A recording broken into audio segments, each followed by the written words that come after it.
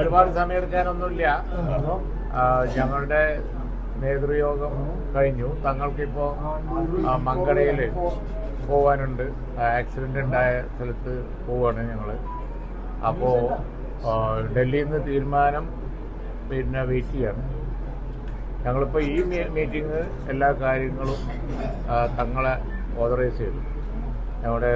ഞങ്ങളുടെ ഒരു രീതി അനുസരിച്ച് ഇനി ബാക്കി കാര്യങ്ങൾ ഒരുപാട് കാര്യങ്ങളുണ്ടല്ലോ. ഡൽഹിയിൽ നിന്നുള്ള തീരുമാനം വന്നതിന് ശേഷം എന്താണ് എന്നുള്ളത് ഫൈനലായിട്ട് എല്ലാ കാര്യങ്ങളും സംബന്ധിച്ച് തങ്ങളെ അധികാരപ്പെടുത്തി.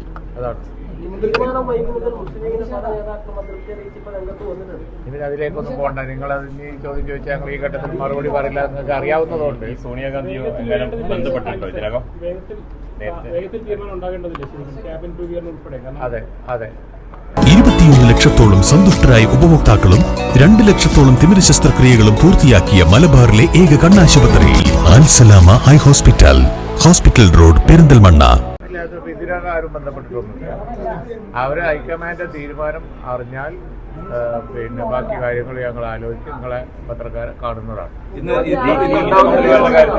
ചർച്ചയ്ക്ക് ശേഷം അല്ല, പ്രഖ്യാപിക്കായിരിക്കും. എല്ലാ കാര്യങ്ങളും സംബന്ധിച്ചും തങ്ങൾ അധികാരപ്പെടുത്തിയിട്ടുണ്ട്. സംസ്ഥാനത്ത് ഇപ്പോൾ ഭരണസ്തംഭനം തുടരുകയല്ലേ?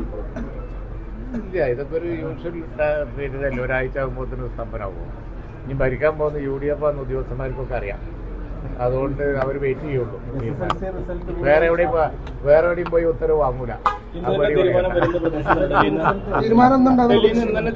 പ്രതീക്ഷിക്കുന്നുണ്ടോ? അല്ല, നിങ്ങളൊക്കെ പോലെ തന്നെ ഞങ്ങൾ പ്രതീക്ഷിക്കുന്നുണ്ട്. കാരണം എന്താണെന്ന് വെച്ച് കഴിഞ്ഞാൽ ഏതെങ്കിലും തീരുമാനം വൈകൂലല്ലോ. അതൊക്കെ റെസ്പോൺസിബിൾ മാറ്റർ അല്ലേ. അവരവരെ സമയമെടുക്കട്ടെ. എന്നിട്ട് അവർ തീരുമാനം പ്രഖ്യാപിച്ചു കഴിഞ്ഞാൽ തങ്ങൾ അധികാരപ്പെടുത്തിയിട്ട് തങ്ങൾ ബാക്കി കാര്യങ്ങൾ നിങ്ങളോട് പറയും.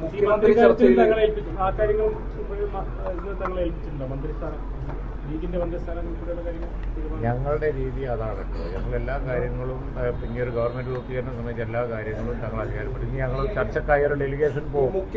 തീരുമാനം വന്നേ മുഖ്യമന്ത്രി ചർച്ചയിൽ DD സതീശനാണോ ലീഗ് പിന്തുണക്കുന്നത്? സാഹിബ്